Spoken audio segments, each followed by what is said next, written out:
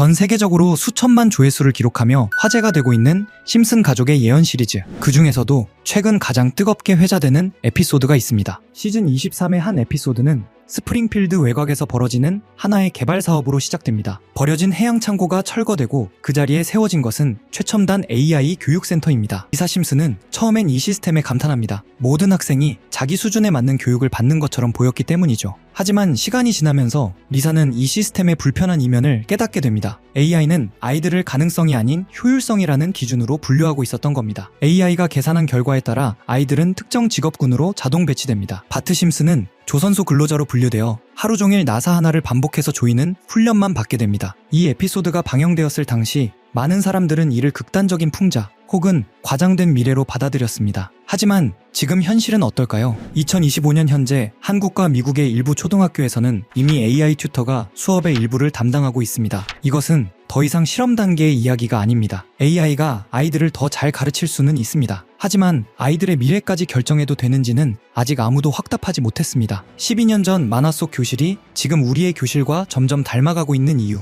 이건 단순한 우연일까요? 아니면 우리가 너무 쉽게 판단을 넘겨주고 있는 신호일까요? 기술이 가르치는 시대에 아이들은 스스로 생각할 수 있을까요? 웃으며 보던 만화가 시간이 지나 현실을 돌아보게 만들 때 우리는 그 질문을 외면하지 말아야 할지도 모릅니다. 심슨 가족은 미래를 마친 것이 아니라 우리가 어떻게 행동할지를 이미 알고 있었던 걸까요? 바로 1997년에 방영된 착한 척하는 자본주의에 관한 이야기입니다. 무려 28년 전 에피소드이지만 오늘날 우리가 마주한 기업들의 실태를 거울처럼 비추고 있죠. 이야기는 스프링필드 최고의 부자 번즈 사장의 몰락에서 시작됩니다. 아부꾼 직원들의 말만 믿고 무모한 투자를 감행했던 번즈는 순식간에 전 재산을 잃고 거지가 됩니다. 화려한 저택은 경매로 넘어가고 그를 떠받들던 직원들조차 모두 등을 돌리게 되죠. 밑바닥까지 추락한 번즈는 마음을 고쳐먹은 척 연기하기 시작합니다. 그는 마을의 똑똑이 리사 심슨의 도움을 받아 착한 재활용 회사를 차리죠. 겉으로는 환경을 생각하고 지구를 구하겠다는 원대한 비전을 제시하며 대중의 신뢰와 응원을 한몸에 받게 됩니다. 하지만 그 검은 속내는 변하지 않았습니다.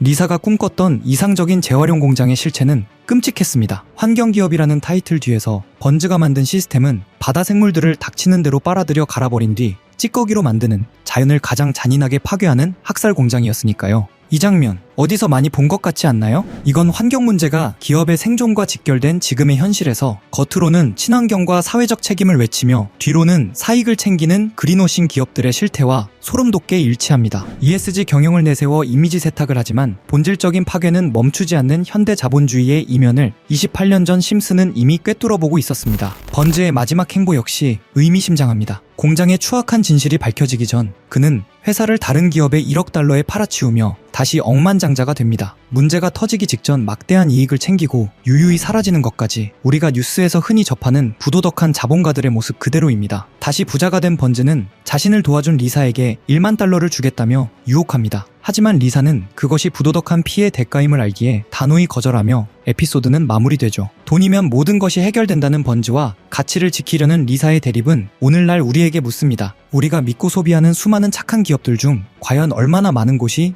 리사의 진심을 담고 있을까요? 어쩌면 우리는 번즈의 화려한 쇼맨십에 지금 이 순간에도 속고 있는 것일지도 모릅니다. 여러분은 어떻게 생각하시나요? 단순한 우연일까요? 아니면 심슨 특유의 사회 통찰력이 빛난 결과일까요? 그리고 심슨에는 아직도 해석되지 않은 예언 장면들이 더 많이 남아 있는데요. 그럼 이번에는 심슨 가족이 가상화폐까지 예언했다고 한다면 여러분들은 믿으시겠습니까? 시바이누 코인과 관련된 에피소드인데요. 2000년 2월 심슨 시즌 31의 13화가 방영되었죠. 이 에피소드의 제목은 프링크 코인으로 프링크 교수가 자신을 부자로 만들어줄 가상화폐를 개발하는 내용을 담고 있습니다. 에피소드 속에서 프링크 교수는 자신의 이름을 알리고 싶어 하지만 천재들이 넘치는 세상에서 쉽지 않다는 걸 깨닫습니다. 그래서 발상을 바꿔 부자가 되면 유명해질 수 있다는 결론에 도달하죠.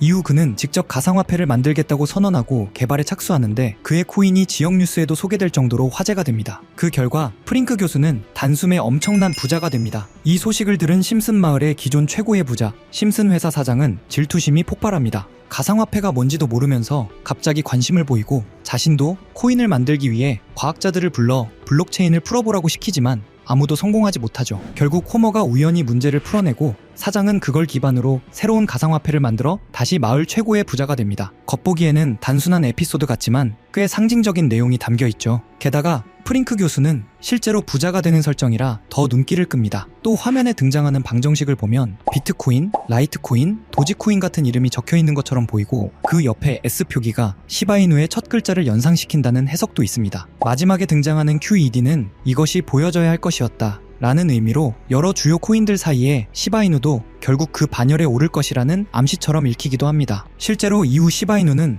2021년 11월 역사적 최고점을 찍으며 소액 투자자를 엄청난 자산가로 만들었다는 이야기가 나왔고 2021년 기준 시가총액 10위권에 오르며 주요 코인들과 어깨를 나란히 하게 됩니다. 코인은 예전부터 음모론적인 성향이 강한 분야였습니다. 비트코인 음모론만 해도 한때 수많은 커뮤니티를 들썩이게 했죠. 저 역시 예언, 음모론, 미스터리 같은 걸 좋아하다 보니 국내뿐 아니라 해외 자료까지 찾아보곤 하는데 영상 준비 중 정말 이상한 해외 사이트 하나를 발견하게 됐습니다. 그 게시물에는 특정 시간대에만 접속 가능하다는 문구와 함께 여러 개의 사이트 링크가 적혀 있었는데 전부 눌러봐도 연결되지 않더군요. 혹시 정말 특정 시간에만 열리는 사이트라면 그 시간대를 하나하나 찍어보면 되지 않을까? 이 생각이 들었고 알람을 맞춰가며 밤낮을 뒤섞어 시도한 끝에 3일 만에 접속에 성공했습니다. 사이트에 들어가자마자 가장 먼저 뜬 건 초대 코드 입력창. 아무리 입력해도 접속되지 않아 게시물을 올린 사람에게 사전 끝에 코드를 하나 받았고 코드를 넣는 순간 Time is money라는 문구와 함께 여러 개의 이미지가 차례로 나타났습니다. 하나씩 열어보는 순간 정말 세력이라는 게 있는 건가? 라는 생각이 머릿속을 스치더군요. 그중 몇 개를 소개해보면 폴리곤에 대한 내용이네요. 2020년 12월 23일에 작성되었고 영문 내용을 해석해보면 이런 문구들이 적혀 있었습니다. 올해의 미미했던 성적을 마무리하기 위한 크리스마스 선물을 준비했다. 비트코인 반감기가 끝났으니 역대급 황금기를 만들어줄 것이다. 이 종이를 잘 간직해두길 바란다. 다음엔 더 재밌는 게 온다. 이 날짜 이후 폴리곤 가격을 보면 약 20원에서 2,400원,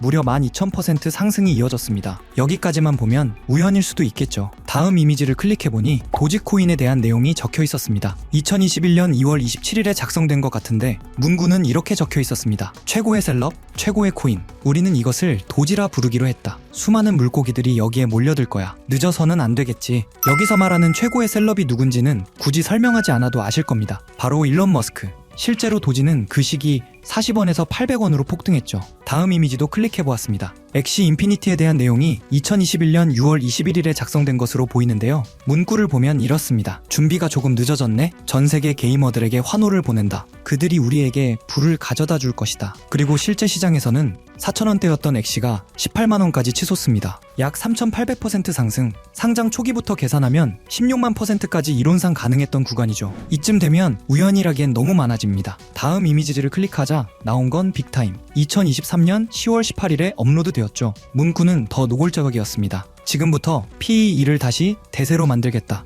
해킹이 무서워서 참여 못하겠다면 빠져도 좋다. 정어리 떼가 모이면 즉시 계획을 종료한다. 여기서 정어리 떼는 외국 커뮤니티에서 개미 투자자를 비유할 때 자주 등장하는 표현입니다. 실제로 빅타임은 약 200원에서 1,000원, 2달 사이 가파르게 상승했습니다. 이 외에도 여러 이미지가 있었지만 이미 지나간 내용이었기에 넘기기로 하고 가장 최근에 올라온 마지막 글을 살펴보았습니다. 문구는 이렇게 시작됩니다. 작년에 실망했다는 말을 들었어. 올해는 더 재밌는 것을 준비했다. 여태 붕어가 될 만한 이들이 많을 것이고 우리는 많은 돈을 쓸 것이다. 7,000% 이상 만들겠다. 다시 함께 일할 수 있기를 바란다. 그리고 작성 날짜는 12월 1일. 이전 패턴을 보면 게시물을 올린 뒤 한 달에서 3달 사이에 움직임이 나왔습니다. 그래서 이 코인도 살펴보니 기존에는 거의 거래량도 없던 코인이 최근 한 달 사이 1200% 가까이 상승해 있었습니다. 이쯤 되면 정말 어떤 계획이 존재하는 걸까? 라는 생각이 들 수밖에 없었습니다. 여기까지 보면 신기하기도 하고 조금은 무섭기도 한 느낌이 드실 겁니다. 코인 시장은 변동성이 크고 무리한 투자로 이어질 행동은 절대 금물입니다. 여기서 말한 대로